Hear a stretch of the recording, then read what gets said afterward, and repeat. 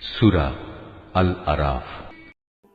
অবশ্যই তোমাদের মালিক আল্লাহ তাআলা, যিনি 6 দিনে আসমান সমূহ ও জমিন সৃষ্টি করেছেন, অতঃপর তিনি আরশের উপর অধিষ্ঠিত হন।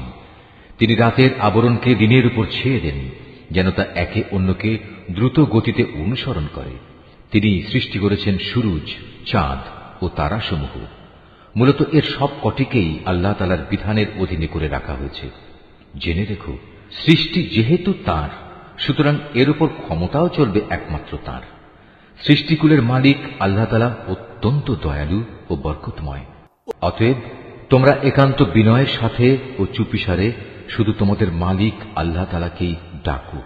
অবশ্যই তিনি তাঁর রাজত্বে যারা বাড়াবাড়ি করে তাদের পছন্দ করেন না। আল্লাহর জমিনে একবার তাঁর শান্তি স্থাপনের পর তাতে তোমরা বিপর্যয় সৃষ্টি করো না। তোমরা ভয় ও আশা নিয়ে একমাত্র আল্লাহ তাআলাকেই ডাকো। অবশ্যই আল্লাহর রহমত নেক লোকদের অতি নিকটে রয়েছে।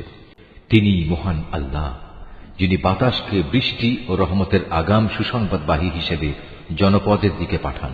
শেষ পর্যন্ত যখন সে বাতাস পানির ভারী মেঘমালা বহন করে চলতে থাকে, তখন আমি তাকে একটি মৃত জনপদের দিকে পাঠিয়ে দিই। অতঃপর সে মেঘ থেকেই আমি পানি বৃষ্টি বর্ষণ করি। অতঃপর তা দিয়ে জমিন থেকে আমি সব ধরনের ফলমূল বের করে আনি। এভাবে আমি মৃতকেও জীবন থেকে বের করে আনব। সম্ভবত এ থেকে তোমরা কিছু শিক্ষা গ্রহণ করতে পারবে। উৎকৃষ্ট জমিন, তা থেকে তার মালিকের আদেশে উৎকৃষ্ট ফসলই উৎপন্ন হয়।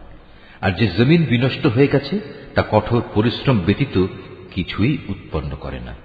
এভাবেই আমি আমার নিদর্শনসমূহ স্পষ্ট করে বর্ণনা করি এমন এক জাতির জন্য, যারা আমার নিয়ামতের কৃতজ্ঞতা জ্ঞাপন করে।